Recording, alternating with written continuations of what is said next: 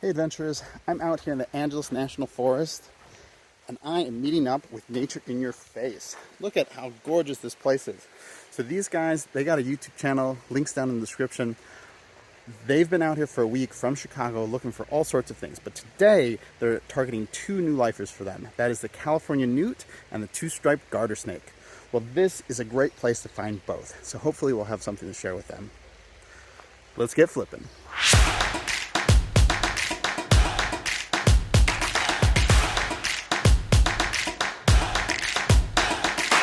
I think it's right under that algae. To the left a little. It's under the rock now, coming out, sticking out of the rock, head facing you. Oh, they do have rust. So this is pretty incredible. We literally just started the trail and we already got our target species right there. That's a California Newt. So exciting. No, I mean my shoes.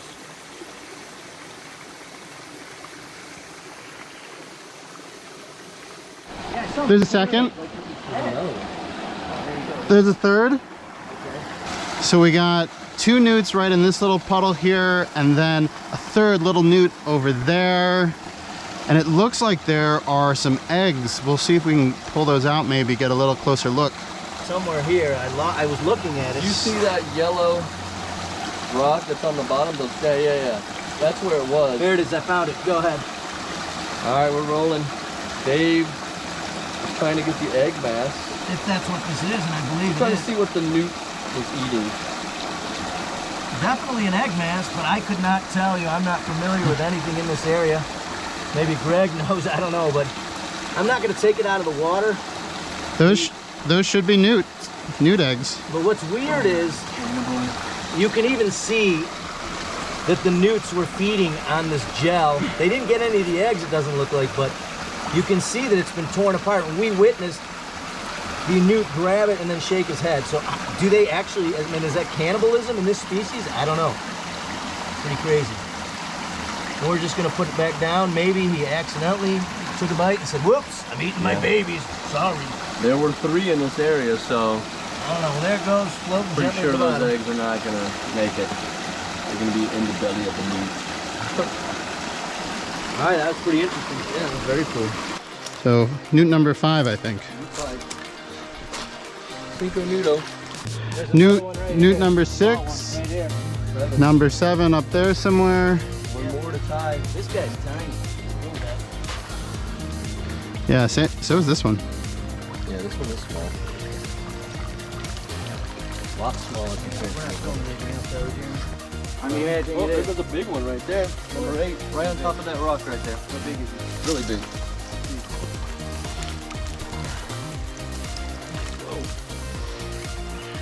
There he is. Oh, yeah, he is a monster. To the left, to the left. I got it in my arm. I saw him go to the left and grab me. Oh, there's another one right at your feet, yeah. Grab me that one. Right there going on the... Under the... Oh, we got your numbers up. Alright, here is 8 and 9. Hey, Jeremy, just... Is that, I think, is that the biggest one we found? It's a little bit bigger than the first one we found. So yeah, I would say these are the biggest. This one is the biggest. Yeah, look at its tail. It's got a really nice fat tail on there. Alright, man, they're everywhere today. So, Awesome. interestingly, in certain areas where these things live, they are a species of special concern. Not in this area, and that is because of an introduced crayfish species, which I guess loves to kill these things. I don't even know if they eat them, but they're very territorial. Also, habitat eggs loss. too. Yeah, and they'll eat the eggs. So, but here, they seem to be everywhere. We've already found 9 salamanders in a matter of 20-30 minutes. And we are looking for a species of garter snake, the two-striped garter snake, and they eat these guys, and they are resistant to the toxin. And according to some literature, the newts have become more toxic over the year to counterbalance being eaten by the garter snake, which is pretty crazy. Yeah. Right? Which made them, that's the reason they're toxic to humans and other larger animals, which is a benefit to these salamanders because they have almost no natural predators other than a few snake species. Due to the toxins, yeah, definitely. That's why we're handling them. They're not protected here, so we would not be picking them up if they were. And look at this We're gonna let 'em laterally go. compressed tail. Look at that. This one, almost like a knife-like tail here. This is the first one that was big enough to really show that on camera. but pretty cool. I obviously use that as a paddle to get through the water. All right, check these newts up close. Now these guys are pretty easy to identify. In this area, they're our only newt. But if you go further north in California, you got to look really closely at how the eyes extend past the head. See if I can focus in on there. So you can see, focus, there we go. You can see the eyes do go past that sort of outline of the head. That's one of the field marks for these guys, differentiating them between the rough-skinned newt. Also, the light color right below the eye there, that's another field mark where the rough skins will often have a dark area. So really cool to see these two up close. And I mean, just look at that color underneath. Just amazing. So all of these guys go back and on their way.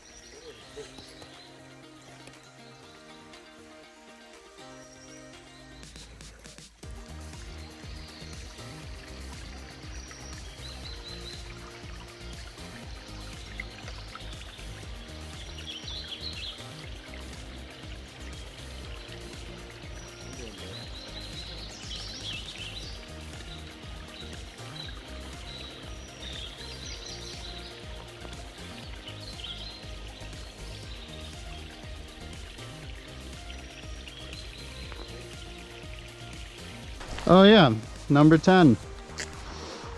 Nice. Where'd it go?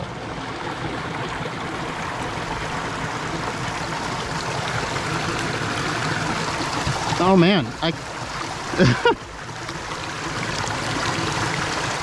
I was trying to catch this one, but it's like so incredibly small. Oh, there we go. Wow. Okay. Check out this tiny little California Newt. It is so much smaller than the other ones we've seen.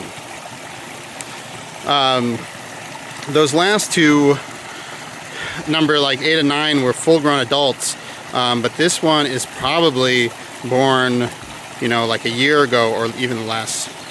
So really neat. And this would be number 10, and then Dave, further down the creek there, found 11 and maybe 12.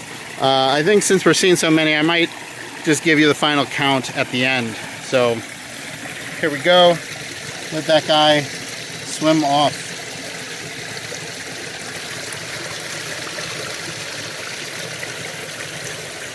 Oh, nice, nice. Where at? Right here. Is he gonna jump away? He's pretty chill right now. Oh, nice. All right, Jeremy spotted this California tree frog.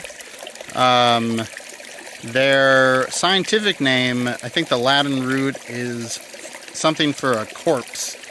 And they have this very sort of gray coloration to them. And so I think people think they kind of look, you know, kind of dead and kind of mummified. Jeremy, wouldn't you say these things look very similar to gray tree frogs? Yeah, they definitely do. And then it had like some yellow in the thigh, Right? like the gray tree frogs. So they're cool. They blend into these rocks perfectly. All right, there's our tree frog, and there's actually another one right over there. So pretty nice spot for them. Whoa, that was a deep B-roll time.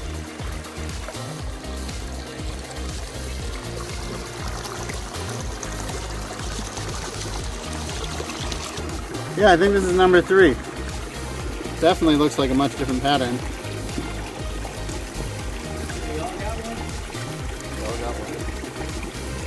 Check it out. Look at that water beetle. And those are all tiny eggs on its back. They'll turn into more water beetles. It's pretty cool to see. All right. Well, that was pretty successful. We saw 20 California newts, and I think it was 5 California tree frogs. Now, those were both 2 new species for their trip. And for Jeremy, those were 2 lifers. For Dave, the California Newt was a lifer. So very good. I'm so glad I could get those for them. We didn't see our other target, the Two-striped Garter Snake, but that's just, that's how the game is played sometimes. So we're going to another spot now to look for Black-bellied Slender Salamanders. Hopefully we'll see a couple. It's not the best time of year. It's pretty dry, but that would also be a lifer for them. So we're going to make a final stop before they have to head to the airport. So stay tuned. Hopefully we'll have something more to show you. So there it is. Here is a black-bellied slender salamander. Flipped it right under my first log. Got them another lifer species. All right, guys, we found our third amphibian of the day. This is the black-bellied slender salamander, and as its name describes, the thing is really slender. In fact, it looks like a twig with legs. Another reason it gets that name, because it has that very dark belly. Doesn't have a black belly. Not gonna want to flip over. There you go, black belly. But what's even stranger is where we found him. We found him in a garden. Now, obviously, we wouldn't have known this was here if it wasn't for Greg. He took us to a spot where he knew we could flip him. But he didn't think we'd find any today because it's been very dry, lack of rain. But the first log I flipped, I found this guy under there. Greg also found another one, so pretty cool. Third amphibian of the day. Yeah, it's been a very productive day. I love this type of salamanders. How skinny they are and the little eyes sticking off the top there. Yep. Super cool. It's Can you imagine? I was going to say, imagine how tiny the food has to be for that thing to eat. Like this little minuscule invertebrates. Yep, and Greg, you were saying about the biomass. Yeah, so I'm told that in some areas these guys are so common that they make up the majority of the biomass in an area. And I've definitely had days where I've flipped, easily flipped like 20 or 30 of them in a small, like 10-foot radius. Very cool. I mean, to have two right away is, and we didn't think we would get any for sure, so. Yep. Yeah, I love salamanders. Their populations are apparently doing well, so that's good. Really good flip right here. One slender salamander over there, and two more over here. So we've got a total of 5 in this spot so far. So I'm going to pick these eyes up so that Jeremy and Dave can take a closer look.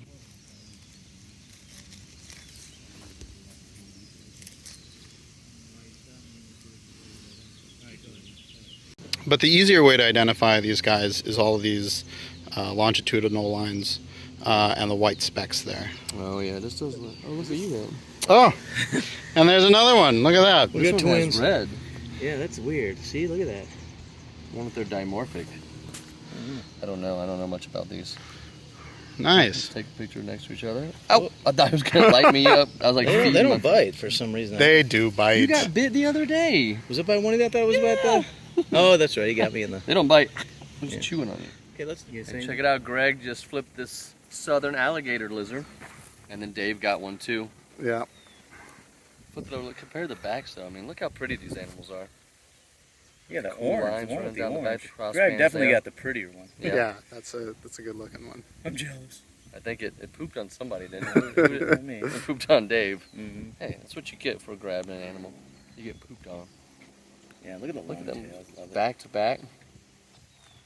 They're cool looking animals with their elongated jaws there. They really do resemble a crocodilian from the side. Maybe like a hatchling. Yeah. Yeah, right. And then the bony plates on the back, which they look like bony plates on an alligator. That's not what those are, but the scales look very much like bony plates. Yeah, the osteoderms on a crocodilian.